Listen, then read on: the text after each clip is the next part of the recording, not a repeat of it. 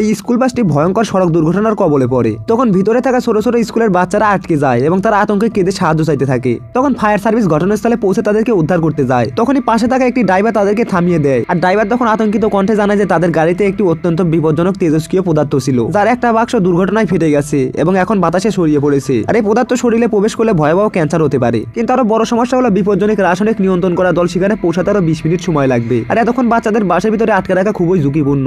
আর তাদের ভয় কমানোর জন্য ফায়ার সার্ভিসের টিম লিডার সবাইকে সাবধানে কাছে যেতে বলে এবং তেজস্ক্রিয়তা পরীক্ষা করতে শুরু করতে বলে। ঠিক তখনই বাসের একজন ছেলে জানালা খুলে ফেলে। তখন ফায়ার সার্ভিসের লোকেরা তাকে দ্রুত বন্ধ করতে বলে, আর সে তখন বলে যে আপনারা কেন আমাদেরকে বাঁচাচ্ছেন না। অবশেষে একজন ফায়ারম্যান সত্যিটা ব্যাখ্যা করে যে বাইরে তোমাদের জন্য একটি বিপদ রয়েছে, যা বাতাসে ছড়িয়ে পড়লে ক্যান্সার হয়ে যাবে। এই কথা শুনে ছেলেটি তখন ভয় পেয়ে দ্রুত জানালা বন্ধ করে দেয়। ঠিক তখনই ড্রাইভার কাঁপতে কাঁপতে ট্রাক থেকে নেমে আসে, আর সে বলে নিজের মেয়ে বড় হয়ে বিজ্ঞানী হতে চায়, কিন্তু সে জানে না যে বাবা শুধুমাত্র একজন সাধারণ ড্রাইভার। ঠিক তখনই ড্রাইভার তার হাতে একটি গ্লোভস পরে নেয়। ড্রাইভার জানতো যে তেজস্ক্রিয় পদার্থের কাছে গেলে তার নিজের জীবন কমে যেতে পারে, তবুও সে ধীরে ধীরে মৃত্যুর মুখে এগিয়ে যায়। তারপর সেই মারাত্মক তেজস্ক্রিয় বস্তুটি তুলে নেয় এবং সে সাবধানে একটি সুরক্ষিত কন্টেনারের মধ্যে ভরে দেয়। আর সে তখন ব্যথায় দুলতে দুলতে সেই কন্টেনারটি দূরে সরিয়ে নিয়ে যায়। এরপর ফায়ার সার্ভিস দ্রুত এগিয়ে গিয়ে বাসের সব শিশুদেরকে বের করে আনে। আর সব বাচ্চা শুধুমাত্র হালকা মাত্রার তেজস্ক্রিয়তার সংস্পর্শে এসেছিল, যা চিকিৎসায় ঠিক হয়ে যায়। কিন্তু যিনি নিজের জীবন বাজি রেখে তাদেরকে বাঁচালেন সেই ড্রাইভার অচেতন হয়ে পড়ে থাকে।